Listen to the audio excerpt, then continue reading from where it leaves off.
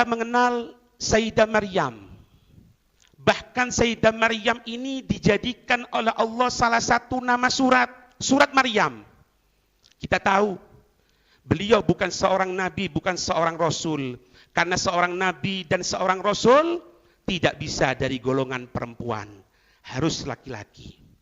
Siapakah Sayyidah Maryam? Sayyidah Maryam adalah kelompok orang-orang siddiqin minas siddiqin, kelompok orang-orang yang jujur keimanannya. Wali min awliyaillah, orang-orang yang dicintai oleh Allah Subhanahu wa taala. Siapa? Sayyidah Maryam. Lihat bagaimana Allah Subhanahu wa taala menceritakan kejadian dari ibunya Siti Maryam ketika hamil. Beliau mengatakan, It's qalat imra'atu Imran, Rabbi inni nadartu laka ma fi batni muharraran fataqabbal minni innaka antas samiul alim. Qalat imra'atu Imran, ketika istrinya Imran mengatakan, Rabbi inni nadartu laka ma fi batni muharraran, ya Allah, sesungguhnya aku bernadar, anak yang aku kandung ini semuanya akan aku wakafkan untuk Baitul Maqdis, muharraron. Untuk supaya aku wakafkan, untuk supaya ngurusi Baitul Maqdis, untuk bisa membantu Baitul Maqdis, untuk membersihkan Baitul Maqdis, untuk memberikan perlengkapan di Baitul Maqdis. Kemudian fataqabbal minni, maka terimalah dariku ya Allah, innaka antas samiul alim, sesungguhnya engkau yang maha mendengar, engkau yang maha mengetahui. Allah cerita bagaimana ibunya atau istrinya Imran ketika hamil mengucapkan nadar. Kemudian walamma wada'atha qalat rabbi inni wada'tuha untha wallahu a'lamu mimma wada'at wa laysa dzakaru kal untha. Maka ketika istrinya Imran melahirkan, qalat, mengatakan istrinya Imran, Rabbi inni wada'tuha untha, ya Allah, sesungguhnya aku melahirkan seorang perempuan ya Allah. Wallahu a'lamu bima wada'at, Allah maha mengetahui apa yang dilahirkan.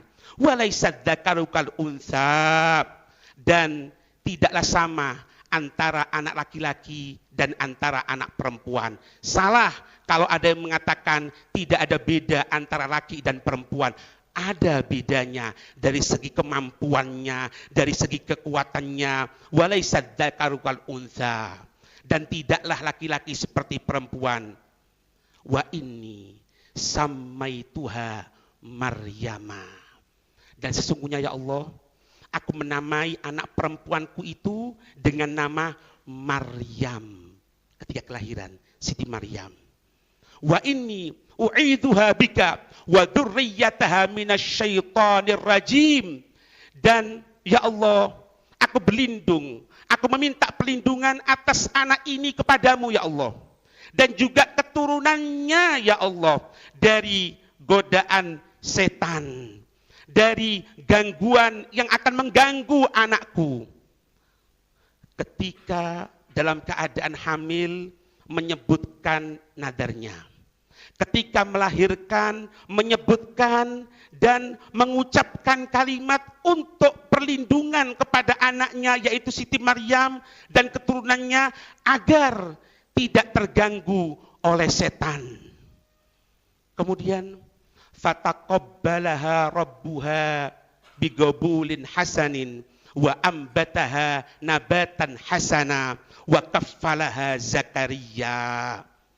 Allah Subhanahu wa taala menerima dari apa-apa yang dipinta. Allah Subhanahu wa taala menjaga Siti Maryam. Siti Maryam tumbuh dalam keadaan nabatan hasanan, dalam keadaan tumbuh yang baik. Kemudian wa kaffalaha Zakaria, kemudian yang mengurusi adalah Nabi Zakaria. Apa yang terjadi ketika itu? wa kaffalaha Zakaria, Nabi Zakaria yang mengurusi anak tersebut. Kullama dakhala 'alaiha al-mihraba, kullama dakhala 'alaiha Zakaria al-mihraba wajada 'indaha rizqa. Setiap Nabi Zakaria masuk ke tempat mihrab ibadahnya, tempat ibadahnya Siti Maryam, maka wajada indaha rizqa, beliau mendapatkan di situ ada rizki, ada buah-buahan yang diberikan oleh Allah Subhanahu wa taala. Ahli tafsir mengatakan kalau musim dingin diberikan buah-buahan musim panas. Kalau musim panas diberikan buah-buahan musim dingin. Padahal tidak ada yang masuk ke tempatnya Siti Maryam kecuali Nabi Zakaria. Anna laki hadza. Maka berkata, qala ya Maryamu anna laki hadza. Wahai Maryam, dari mana engkau dapatkan makanan-makanan ini, buah-buahan ini? Qalat, huwa min indillah. Innallaha yarzuqu may yasha'u bighairi hisab. Maka Siti Maryam mengatakan, ini dari sisi Allah, diberikan oleh Allah. Innallaha yarzuqu may yasha' bighairi hisab. Sesungguhnya Allah memberikan rizki dengan tanpa perhitungan sama sekali. Diberikan semuanya oleh Allah Subhanahu wa taala, diobral oleh Allah Subhanahu wa taala.